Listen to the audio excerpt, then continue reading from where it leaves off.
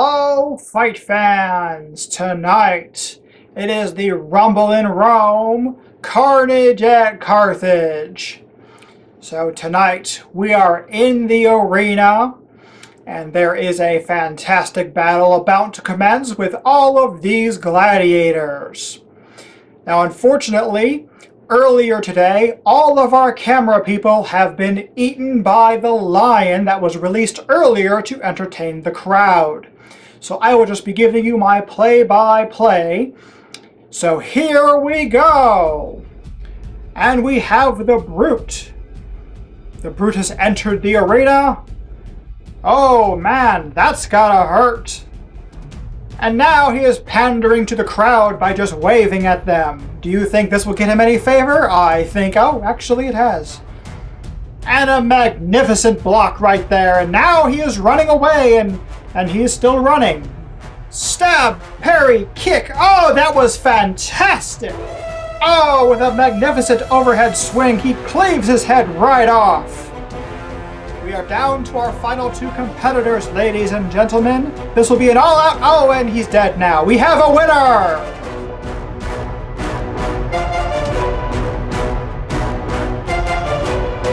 In the game of Carthage, you are an arena combatant, and you are trying to get rid of all of the other combatants and be the sole survivor of the game. So I've gone ahead and did a little bit of pre-setup, but actually the first thing you do in setup is you actually assign the first player marker. And according to the rules, the first player is the most recent player to bleed their own blood. So whoever is that will gain the first player token. You go ahead and do all of this setup that I've already gone ahead and done. You place out the theater deck. You will take out two cards and place them right here in the discard pile for the theater. You have the tokens on the board. You will have the action deck right here on this side. Nothing in the focus pile, of course. And then you will take 5 cards from the action deck. They're actually supposed to go on this side here, but I just put them there so that way they're viewable right here on camera. Each player will go ahead and take a combatant for their fight. So they will decide who they want to fight as. So you can choose either the miniature or you can look right on here on the boards. And effectively they are all the same. It's just they have a little bit of a different palette. So we have right here. So we have all of these different fighters that you can have. And a little bit nice is if you flip them over, they have their alternate gender. So we have, you know, the female versions of all of the different fighters. Unfortunately, in my set, we only have the male figurines, but you do have the male and female boards if you wanted to mix it up. Though, as I said, everything is effectively the same. It just determines what color you want to fight as. So I'm going to go ahead and I'm going to choose green because Cloak and Meeple green. So I'm going to place that down there. And with your board, let me tilt this down just a hair so you can see the board here. So I'm going to take my figure right there. I'm also going to grab 2 cubes of your color. And the first one is going to go onto your armor. So everybody's armor starts off at 15, and then this is your favor track, and everybody's favor track starts off on the chalice, which is equal to 0, of course. Then you will find your deck that'll have your letter and color right in the top corner. Since I'm playing the Mermilo, I'm not exactly sure how to pronounce it, but since I'm playing that gladiator, I'll go ahead and take the M deck. So you'll give this deck a really good shuffle there. You have 10 cards in this deck, and you will draw up the first 5 cards when it comes to that in the phase of the game. So I always like to take my player token and place it right there, so I have that right on my board and everybody knows that I am the first player. So now we are ready to enter the arena. So Starting with the first player, you go ahead and choose where you want to enter the arena. Now you enter the arena along any side of the board on any of the edge sides. You can enter wherever you want to, but starting with the first player, you go ahead and enter. So let's just say I'm going there, and let's just pull in another figure. Let's say they're going to enter right over here, and let's pull in one more just for sake here, and let's just say they're going to go in. They're going to go in right here. Now you can never go in adjacent to another player, but you can go in a space away. So now we are ready to start the game. One thing I really like about Carthage is if you look in the instruction booklet, there is on page 3 and 4, this is the entire game. This is really all you need. In your very first couple of games, you will keep these 2 pages open, and that's all you need. There is some referencing sometimes to look at some stuff on other pages, but here's all the instructions you need. It is a very simple game on how to play. So, the very first thing that happens is the theater phase. So the first thing that happens in the theater phase is any tokens on the board that were flipped face down actually get flipped face up. And actually I've set this up and I have 3 players on here, so we don't need these 4th player and 5th player tokens on the board. Those would actually come off. This is set up here for a 2 to 3 player game. That's all the tokens that we need. So anyways, any of these tokens that happen to be flipped face down at the start of the round in the theater phase, they get flipped face up. Then we go ahead and we draw the top card of the theater deck, and we're going to place it face down, or face up, excuse me, into the discard pile. But we're going to go ahead and look here, see if it happens immediately or if it happens later on in the round. This one says immediately, all players were going to gain 2 favor with this bellows for blood. So they're all chanting for blood. So everybody's going to go ahead and gain 2 favor on their boards. And that is all we need to do in the theater phase. Next up is the action phase.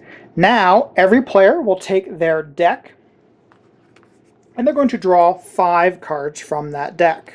2, 3, 4, 5. And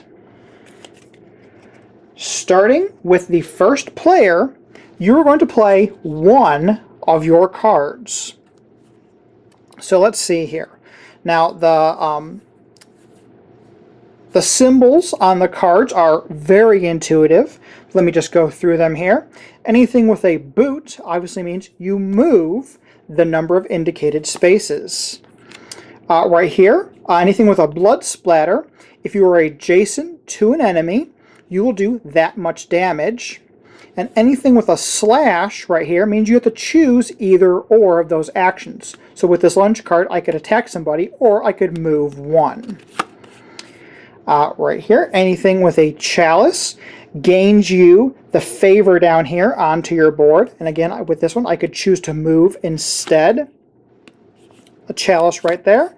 And we have another chalice card. And I'll explain some of the other cards in just a second. Let me actually do that right now here. So, this one has the attack on there, but then it has this white spatter right there with another symbol. So, with this kick card, if you successfully do 1 damage, then you continue on and do anything past the white splash right there. And what this means, this arrow means, it means that whichever opponent that you attacked, you kick them straight back 1 space. That is pretty cool here. With this one has the one spatter right there, so if you do the 1 damage, you'll gain 3 favor there. Movement and favor, movement, and this one you have your choice of the 3 different things. So, I will choose one of my cards right here, and I'm going to go ahead and I'm going to start moving right here.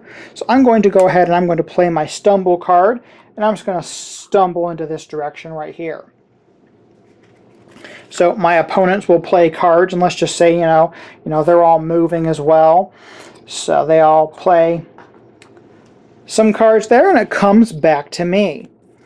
So now I can do another action right there, and let's just say I sidestepped over here, and let's just say my opponent did some other things like saluting or did some other things. Well, now that I'm right next to somebody after they have taken all of their card turns, I can do something like this lunge. So if I was to play this lunge, I could do 1 damage to the blue player. So the blue player would take their marker on their board and they would put their armor down by one space. If you manage to take all of the armor away from your opponents, they are out of the game because they have been slain by you. So you will continue on and you will play all of the cards in your hand. Now, if I had played this lunge card, and let's just say I was here, and I decided I didn't want to move, but I wanted to do the damage, well, there's nobody around me, so of course that wouldn't do anything. But I could actually move, if I wanted to, with that card, and I could move onto one of these tokens. Whenever you move onto a token, you immediately do what the token states on there. So for that one, I would gain a favor. And you do not flip the token. You only flip the token when you move off of a space that has a token on it, then you go ahead and flip it over. So that would be flipped over after I moved off of it. So after everybody's played all of their cards, then you move on to the favor phase. So, starting with the last player, you go ahead and start spending your favor. So let's just say I had a little bit more favor right there. So let's just say I had 4 favor that I was able to get with all of my cards there. So you have a couple of things that you can do.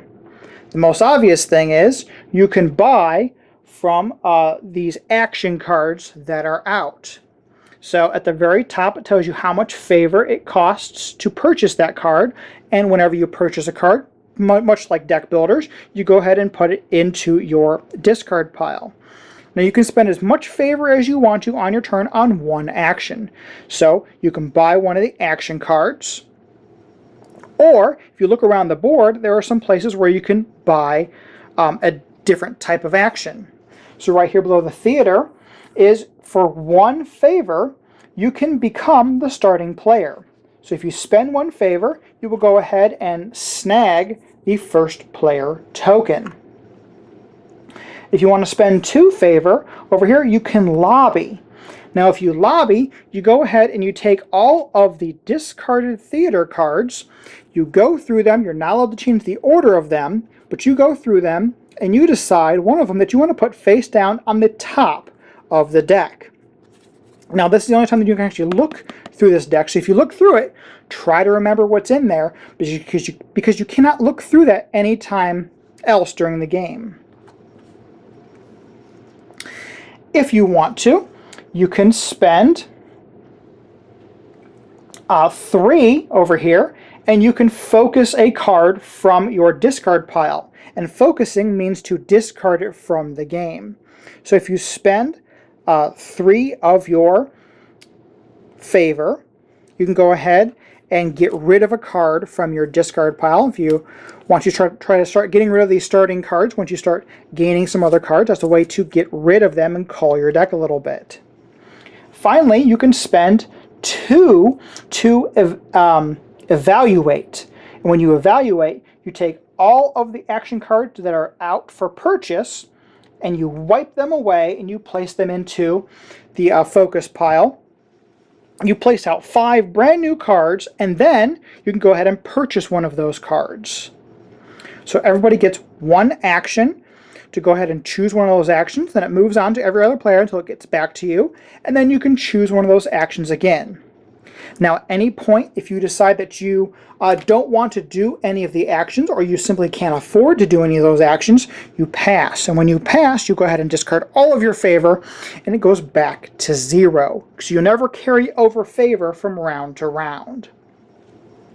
So once that is complete, we go ahead and start with a brand new theater phase. So with a new theater phase, you go ahead and you take the top card of the theater deck, you flip it over, And this one is Rain of Pebbles. All players immediately lose 1 armor. So their bills for blood was not enough. They're angry with us for not doing a lot of stuff, so everybody would lose 1 armor. And that could actually knock somebody out of the game by just being pinged in the head with a rock. That's always not fun. Oh, and I should have flipped this over at the start of the turn. So that should have been flipped over before that card was revealed. Then, once that is resolved, and if that was to be resolved right away, we go ahead and do that. Everybody draws up 5 cards. And again, starting with the first player, whoever is in possession of with that token, goes ahead and we start this all over again. And the last warrior standing, or the last fighter standing in the arena, is the winner of Carthage. Punchboard Media, where we all bring something to the table. Pull up a chair at punchboardmedia.com. So that is just the basics of Carthage.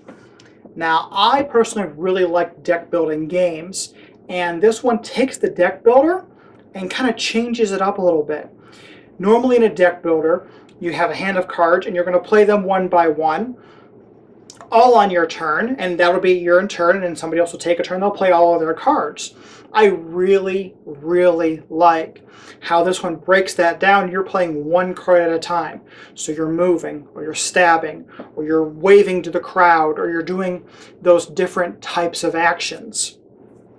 I really like that because it really makes you feel like you are in an arena combat. It keeps that pace up and it keeps you engaged, and that is something that this game does fantastically. I also really like that you have all this favor, but it doesn't carry over. So if you don't get a lot, there's not a lot you can do, but you can, if you at least have 1, you can always try to steal that first player marker. So you can always try to change that up. Sometimes being last is good, because if you're last, you get the first opportunity to buy stuff. So it all mixes that up. Moving around and having that tactile thing on the board is actually really cool. And there's a lot of strategy with the different tokens that are on the board. It is interesting because if you are on it, you get that benefit right away. But if you stay on it and don't move and the round ends, that token doesn't flip over or reactivate. So once you move off of it, then that token would be nullified for the entire round. So there's a kind of a way to mitigate some of those more powerful tokens that are on the board. So what I explained in the little explanation thing there was just the basic version of the game. So with that version of the game, there is player elimination. Now, when I've played with bigger groups, everybody got eliminated fairly close to each other, so it wasn't that bad. But there could be the case where somebody gets eliminated way early, and then everybody else is fighting and challenging each other, and that one player is just, they're done. There's nothing that they can do in the game. Well, the game does have some variants, and one of those variants is that you can come back as a creature or something, and there are little tokens, and those creatures have different abilities. There's a lion, there's a peacock, there's a chimp that helps you, and there's like even a rabid fan that jumps down and starts causing a little bit of chaos in the arena. So that way eliminated players aren't completely out of the game. They still have something that they can do when their turn comes up. There are also some modules that you can add in that kind of tweak the rules a little bit, and you can shuffle those in so that way they change it up a little bit. If you get a little bored or the main game is a little bit stale, so you can always change that up. That is really, really cool. And there are also different ways the arena can be set up. There are stuff in the rules which show you different ways the arena can be set up. There are different types of tokens than the ones I just showed you. There are pillars, there are spiked pillars. There's also like a King of the Hill variant and that kind of stuff where you're trying to get into the center. And if you get into the center at the end of the round, there's some kind of a bonus that you get right there. And that is really cool. So this was sent to me right after their Kickstarter fulfilled for all their backers, and there was obviously a lot of stuff unlocked with this game because there's just a lot of extras that make this game really cool. I wish that there had been the alternate version of the fighters, so that way I could choose if I wanted to have a male or female token on the board. But I understand that's probably a little bit extra money. I didn't actually go into the Kickstarter to actually check and see if that was a stretch goal of theirs or if it wasn't just in the version that I received here. One thing is the box is a really weird and odd shape. It's not your standard square box, so this might have a challenge fitting onto your shelf. So that might be something to take into consideration. It is something that has a big gap. Don't know if you can see very well. I'm kind of blinding everything out with my lights. But you're only using this little section right here. But what I'm doing is I'm actually tucking stuff underneath the different things, so I have stuff separated. So I am still actually using the whole box, but some people have a thing about inserts. So there is that. The artwork in this game is very simple. It kind of has this this kind of sketched black and white kind of thing with like a few colors. Usually the red is emphasized on a lot of the stuff. And it is something that I personally like. I think it fits this game. Overall, I really do enjoy this game. This is something that I will pull out, especially with larger groups. There also is an app available with the game, so if you wanted to play this solo, you could, and then the app kind of controls an AI fighter that'll go around, and they kind of have a little bit of a planned movement. So they will go around, they will do certain things in the arena as well. So you can play this solo, though I think some of the fun of this is to kind of role play it up. And he's like, oh, I'm waving to the crowd and I am getting more favor with the emperor and everything. And I think that really makes it fun. But if you are into solo games, this is something that you can solo. But again, I think it's a little bit more fun with more players. Now, this can support up to 5 players. I haven't played it at max, but I think this one would actually do fairly well at max, as long as you're playing with the variant whereas people come back as the different types of creatures and everything. So that way, when somebody's out, they're not just sitting there and waiting, or they could just be cheering on. And they can pick a gladiator to go ahead and cheer for. But I have really enjoyed Carthage. I really like how, again, it puts its spin on the deck building aspect of it. I do like it so much, I will give it my Cloak and Meeple Seal of Excellence. And, as always, please do not forget to like, share, subscribe, and help support Cloak and Meeple. Of course, remember, you can go to geekygoodies.com to buy a Cloak and Meeple shirt. You can always support me on Patreon or Pod Pledge. It would be greatly appreciated if you like everything that I do here. Also, make sure you click that subscribe button and hit that bell icon. That'll let you know whenever there's a brand new video out. And thanks for watching.